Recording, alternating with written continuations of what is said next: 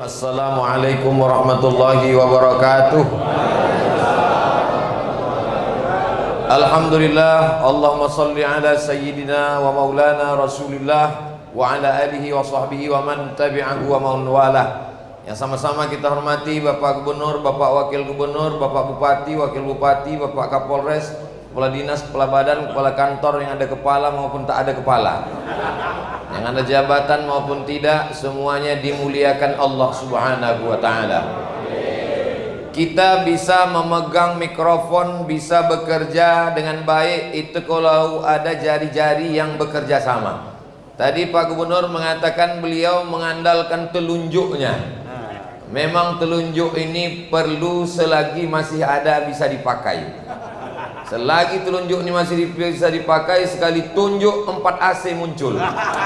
Pakailah. Sekali telunjuk ini bisa menunjuk ini asrama, ini kelas, ini ruang guru, ini guest house, ini ruko, hasilnya untuk operasional pesantren. Jangan nanti setelah Ustaz Abdul Somad Tabligh Akbar ceramah, berdatanganlah jamaah. Ustaz Somad, apa yang bisa kita lakukan? Telunjuk masih laku, Pak. Mohon maaf, sakit Pak Ustaz. Banyak-banyak istighfar aja lah Pak, menunggu malaikat maut datang. Jadi saya hari ini amat sangat bersemangat, walaupun belum makan siang. Sangat bangga karena ada orang-orang yang punya telunjuk masih bisa dipakai untuk menolong agama Allah. Pakailah menolong agama Allah. Selagi masih bisa dipakai, digunakan. Kata Pak Gubernur tadi, ini mengenai tunjuk-tunjuk ini zalim apa tidak Pak Ustaz? Ini boleh apa tidak Pak Ustaz? Orang yang merasa teraniaya kena tunjuk, mungkin di dunia naik, darah tinggi naik, kolesterol naik, jantung naik, asam urat naik, tapi insya Allah nanti di akhirat berterima kasih. Karena dengan ditunjuk berawal dari keterpaksaan, lama-lama menjadi kebiasaan, lama-lama menjadi keperluan, lama-lama menjadi berterima kasih kepada Tuhan, karena berkat itulah menjadi amal jariah mengalir sampai hari kiamat insyaallah. Pesantren ini bukan milik pribadi Ustadz Kemas Ali, Ustadz Kemal. Ini adalah pesantren yayasan, ada pengawasnya, ada ketuanya, ada pembinanya. Ini perlu saya jelaskan berulang kali supaya masyarakat. Karena sekarang masalahnya bukan masyarakat ini tidak mau membantu, tidak mau menolong, tapi ada krisis kepercayaan. Masalah kita adalah masalah trust, kepercayaan. Kalau ada orang yang trauma dengan preman, tak terlalu masalah. Yang jadi masalah sekarang orang trauma dengan ustadz. Menengok wajah ustadz, inilah yang buat aku trauma nih Pak Ustadz. Tapi alhamdulillah orang masih percaya dengan Ustadz Kemas Ali. Buktinya masjid ini tanpa ada mobil dicegat di pinggir jalan. Saya kebetulan membawa jamaah dari Kuala Lumpur yang berkunjung, berjalan ke Bumi Lancang Kuning Riau. Saya pun jelaskan, ini kampung halaman saya, ini adalah dan seterusnya. Tak lama setelah itu di tengah jalan, nampaklah orang membawa tangguk, menampung duit 2.000 yang dilemparkan supir truk. Mereka bertanya, apa nih, ikan ke? Waktu itu hilang betul harga diri saya Pak Gubernur.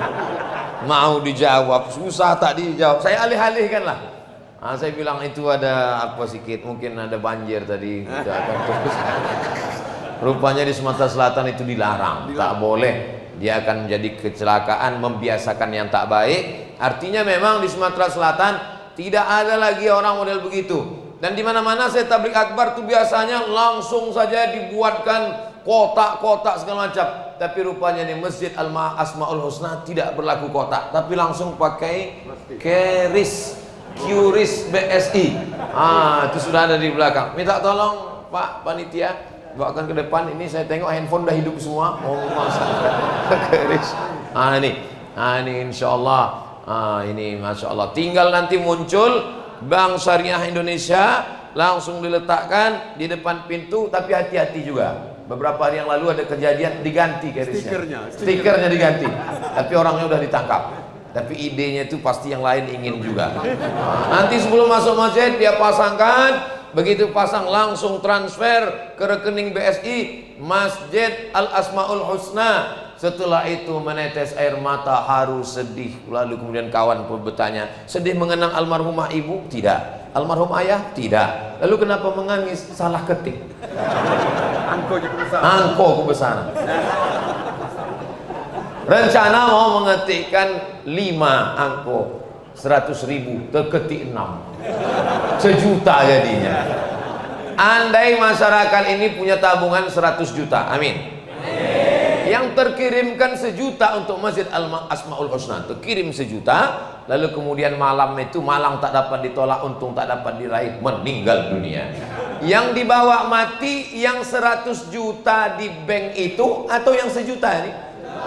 Yang 1 juta inilah yang dibawa. Adapun yang 99 juta tinggal di bank, diambil istri dan dia pun akan diambil brownies, berondong manis. Saya berani ngomong gitu karena tak ada ibu-ibu. Yang kita bawa inilah yang kita kirimkan ini. Makanya bapak-bapak nanti yang kebetulan ditunjuk, kalau master plan-nya udah siap, tunjuk ini buat asrama, ini buat kelas, itu kesempatan luar biasa. Ini untuk menyiapkan mental bapak sekalian. Yang sakit jantung kuat dulu dia, insya Allah. Kenapa demikian? Karena rumah yang kita tinggalkan dijual anak cucu menantu, habis diambil ahli waris, cincin emas, gelang, rantai, habis semuanya. Yang kekal abadi kelas sampai hari kiamat. Ini pondok pesantren wakaf. Wakaf itu tak mungkin dihibahkan, tak mungkin dibagikan ke ahli waris, tak mungkin diwariskan. Lalu apa untungnya untuk Ustadz Kemas Ali? Apa untungnya untuk Mas Furah? Apa untungnya untuk Ustadz Habib Mahdi bin Syihab? Apa untungnya untuk Ustadz Abdul Somad?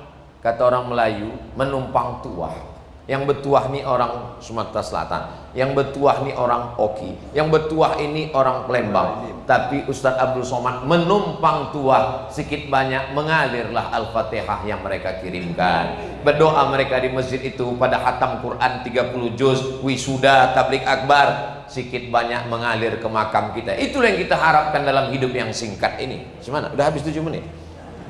Ustadz Somad minta kultum 7 menit memotivasi jamaah. Ini sudah baik, tinggal lagi kita ingin yang lebih baik. Inilah yang akan menolong kita. Yauma la yanfa'u malun, hari itu tak ada gunanya harta, wala banun, tak ada gunanya anak, illa man atallah, kecuali orang yang datang menghadap Allah biqalbin salim, dengan hati yang bersih, bersih dari tamak, bersih dari hasad, bersih dari rakus, bersih dari bakhil, bersih dari kikir, lalu kemudian dia bisa menyisakan sebagiannya. Itulah yang menolong dia di hadapan Allah. Saya ucapkan tahniah selamat untuk bapak-bapak yang sudah membagi, bagi yang belum dibukakan Allah pintu rezeki dan pintu hidayah insyaallah. Ala hazihi niyah wa kulli niyatin shalihah. Al-Fatihah.